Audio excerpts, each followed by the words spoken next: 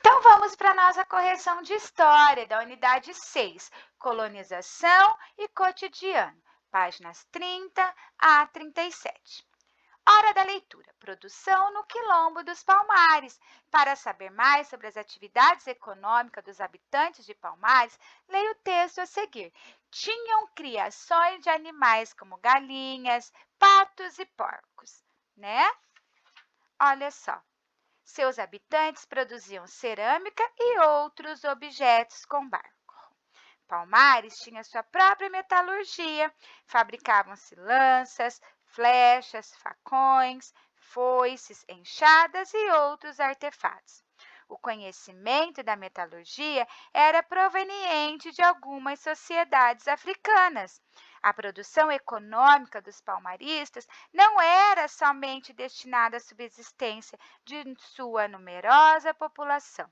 Com os excedentes, os palmaristas realizavam trocas mercantis com moradores das localidades próximas, tá?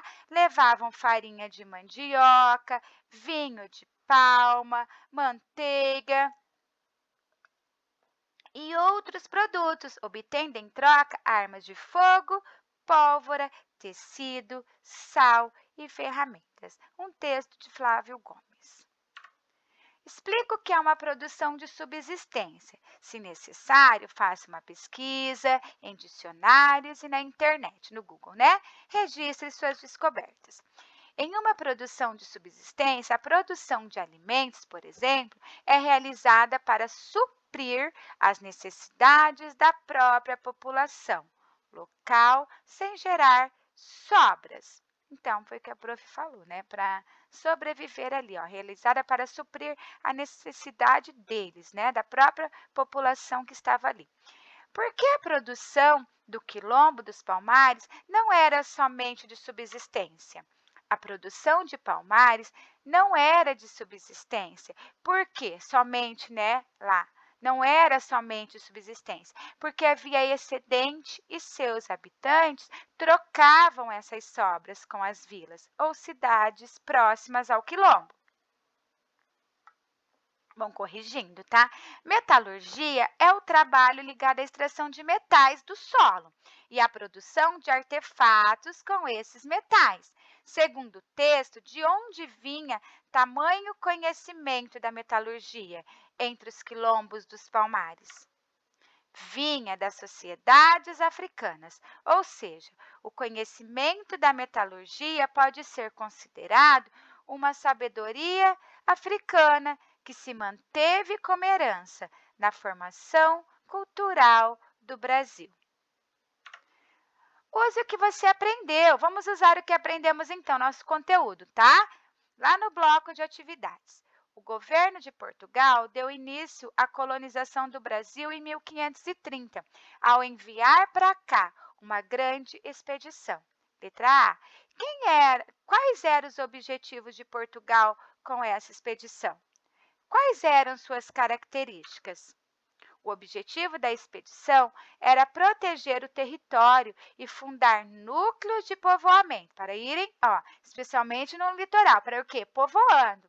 Com essa expedição vieram sementes, animais domésticos, mudas de plantas e diversos outros elementos que contribuíram para os planos de colonização por parte do governo de Portugal. Identifique alguns dos resultados dessa grande expedição. A expedição permaneceu aqui até 1533, fundando engenhos, implementando a plantação de cana-de-açúcar e realizando o quê? A fundação de São Vicente, tá bom? Corrige direitinho aí. Explique o que eram. Deixa eu achar a página. Explique o que eram as companhias hereditárias e por que elas foram criadas. Lembra dos lotes de terras lá? As companhias hereditárias eram faixas de terras, cujos limites foram planejados pelo governo de Portugal entre 1534 e 1536. A intenção era fazer com que a administração dessas terras da colônia e sua proteção ficassem bem mais organizadas, né? Cada capitania foi entregue a um fidalgo português. Tempos depois do estabelecimento das capitanias hereditárias, outra forma de administração da colônia foi implementada por Portugal. Qual é o nome dessa forma? Era o governo geral, tá? Daí criou-se, então, o governo geral. A Pro já colocou. Para dar continuidade à colonização, os portugueses fundaram engenhos de cana por essas terras. Qual era o produto feito nos engenhos? A Pro já colocou. Era o açúcar. Muitas pessoas trabalhavam nos engenhos. A maior parte desses trabalhadores era composta por quem? Quais pessoas? Que outras pessoas trabalhavam no engenho também? Explique sua resposta. Nos engenhos de cana havia também trabalhadores africanos, na condição de escravos. Então, olha só, quanto trabalhadores livres que recebiam salário pelo serviço, tá? Coloque aí, ó, entre parênteses, tá? Também que recebiam salários pelo serviço. Você já sabe que o cotidiano dos homens e das mulheres escravizadas na colônia era bem difícil, né?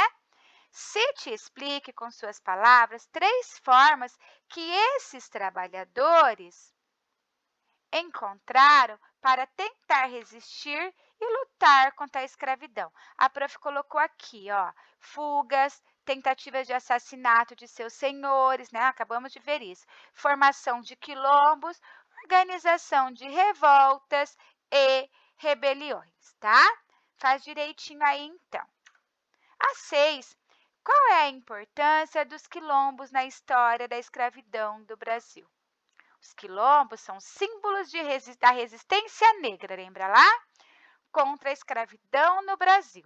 Era uma espécie de sociedade no qual os negros se juntavam e se organizavam por meio de uma trajetória em comum. Lembra o símbolo? Qual era o símbolo? Zumbi. Você viu que muitos elementos da nossa cultura são heranças da presença africana no processo de formação da sociedade brasileira. Você conhece a capoeira? Muitos conhecem. Sabe qual é a origem dela? Faça uma pesquisa sobre a capoeira e registre a seguir o que encontrar. É uma resposta pessoal, tá? Olha só, a capoeira era uma luta de resistência negra, existe até hoje, né? Contra os abusos ocorridos no período escravista brasileiro. Só que hoje ela não é uma luta assim de lutar, é uma luta, mas que tem a música lá negra, né, que eles tocam lá. É bem interessante você fazer a pesquisa para você estar vendo. Era uma luta de resistência negra. Existe a capoeira até hoje, mas ninguém se machuca, né? Contra os abusos ocorridos no período escravista brasileiro, tá bom? Então, essa foi a nossa correção de história, tá? Retomamos um pouquinho o que nós aprendemos lá no bloco de atividades, tá bom? E qualquer dúvida, a prof está à disposição. Beijos, beijos. Tchau, tchau.